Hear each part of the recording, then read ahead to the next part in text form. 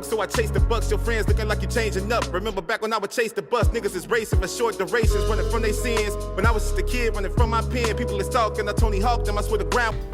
What's going on, everyone? This is your boy AshTheMan, and welcome to the video. So in this video, we're going to be covering on why the PS4 update 8.0 is trash, garbage. They should have just did some more testings before they released, and I'm gonna just be honest with you. So in regards to this, Sony has released statements, but in this we're going to talk about what the update was supposed to have been for, and then dive into what went wrong and how do people feel about this. So the update was supposed to cover several things. For one, it was supposed to cover party and messages update, to being able to have better accessible and kind of like eliminating like transitioning so much, to be able to provide a more fluid experience. There's supposed to be new avatars. The new avatars were supposed to cover The Last of Us, Johnny and Bloodborne. That was something I think that would have been kind of neat.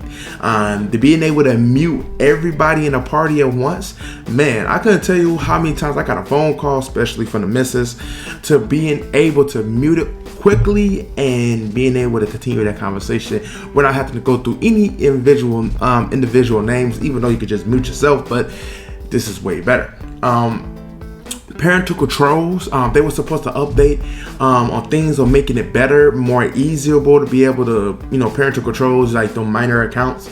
Trust me, when it comes to parental controls, we want to make sure it's fast, efficient, and being able to not just only make sure it works right, but to make it pretty much accessible. When you got parents who use this, who try to utilize a parental control, the worst thing is to have a very confusing feature for it. If you have something that's easy, fast, but also make sure to block them out and not being able to work their way around it, that part would definitely be helpful. I got an 8-year-old, and some things I don't want her to see, really.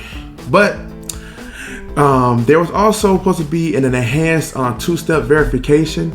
It would be able to support like third-party authorization apps and the option of verifying without having to go through the whole like normal thing of like going through the web and all that. They'll be able to have a two-step verification that's supposed to be real simple, real fast, but also very secure.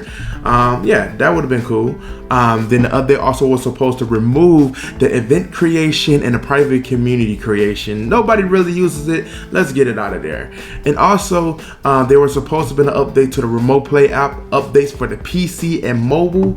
Now, this was supposed to have been able to have the connections be added, being able to make sure that they go across more devices, to being able to combat their competitors. That remote play was featured on the PS Vita, and honestly, in due time it got way better. It's just that the Vita just wasn't utilized by a lot of people in the gaming community. So unfortunately, they really just didn't have any reason to really update it until they see that their competitors is doing like xCloud, and you have other services that being able to utilize these devices. So Sony hop on it, and that's what they was doing. Now, this is where things would happen, exactly when the update happened. Now, there's a few major things that happened. For one, people was getting this code, the WS443696 code, that didn't allow you to connect online. Some people said it took them a good 20 minutes. Some say it even took them an hour for them to finally get through to connect online. And that is crazy after an update. I'm not sure what could have possibly went wrong in the coding and in the writing for it, but man, that sucks. But that is something that people would complain about. But however, I don't think they would have been too mad about it. I probably would have still been mad about it. But then there was another thing, that your friends list wasn't loading and the party was not allowing you to join or create. That is a big one right there. Now, your friends list won't be able to load, so if you try to create a party, if you could, you'd be able to, you wouldn't be able to invite your friends. But however, if you can't even create a party, then you definitely don't know who's online, who's playing what. You basically got onto an unknown server. Now, I did get a couple of complaints from a couple of my friends saying that people that you had on your block list, if you was able to make a party, was able to join that party. So yeah, there's a lot of things going on bad with this update, and wow, that's not even the worst of things. Now when this launches, one of the biggest things that Sony did not even inform us on is that there was going to be if you is in a PlayStation party, there's going to be an option for players to make a report on you, and they are going to record your voice so that it can get reviewed. And if you mess with the community conduct policy, then of course they're going to take other actions. Now, people raged about this all day. Twitter was blowing up, and unfortunately, I wish I was at home to be able to get this video out a lot sooner, but unfortunately, you know, I'm working. I don't have the leverage of just stopping everything I'm doing to make this video. But however, this thing was going crazy on Twitter, trending. I think it ended up in like the top 5 trended topics because people was outraged by this. And I can see why Sony would try to go for it, but that still don't justify that you're able to record people's voices. It really just makes them feel like, you know, with that option, let's just say if you're playing a competitive game like Destiny, Trials of Osiris, you basically, you know, put somebody out, they could be one win away and you beat them. They just get in the party, talk stuff, and then hearing you go back and forth with this guy, record you, send it over, and then, you get a special message for Sony. Even though he get himself in trouble, you'll probably get in trouble for using strong language, because guess what? If we hear somebody call us a pussy, we'll call him a pussy back. Maybe we'll call him out his name. Heck, don't come this way.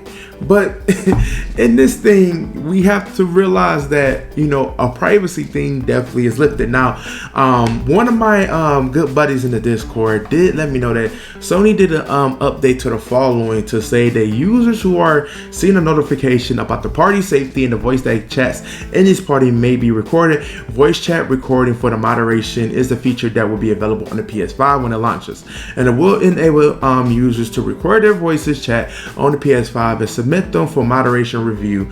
The pop-up you're seeing on the PS4 right now is set to let you know when to participate in a chat with a PS5 user. Post-launch, they may submit those recorders for their PS5 consoles to SIE.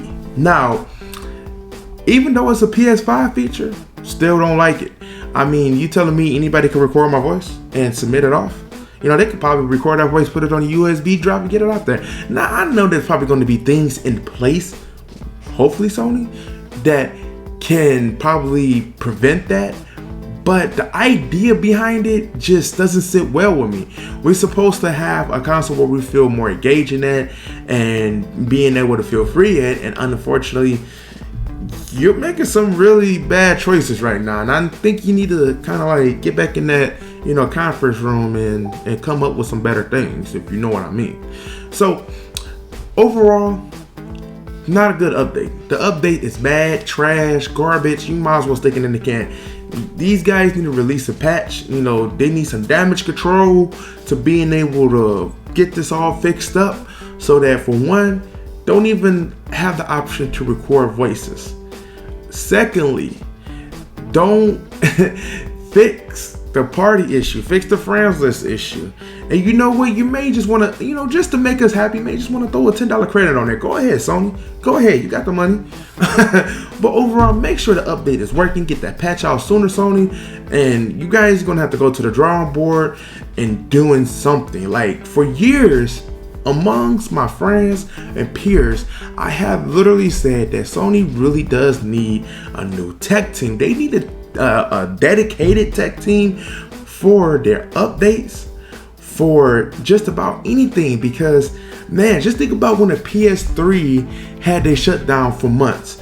Man, only thing they did was tighten up their security, but Sony servers and stuff like that, honestly, it's still kind of bad. Like, you need to do something different. You need to get a whole nother team that could be able to make sure that when you get an update out there, the update goes flawlessly. That if you need a patch, the patch does not knock out certain features off your system. Oh yeah, people pay attention, Sony. Realize that. So you need to update your tech team. Like that's the main thing. That's the core of the change you can do. Like I'm gonna tell you this, don't you ever release an update like this. I'm telling you, you're gonna have people mad. I may just no, I ain't gonna do that, but I may just be mad and write you guys a very lengthy letter, if you feel me. But other than that, thank you guys for definitely tuning in. Again, let me know what you guys think about this PlayStation 8 update. Is there any issues that you're experiencing that they may not put online or they may get overlooked? Let your boy know in the comment section. Let me know. Maybe I'm going a little bit too over the top with it. You know, I understand, you know. But yeah, thank you guys definitely for clicking on the video. You guys have a nice one. I'm out.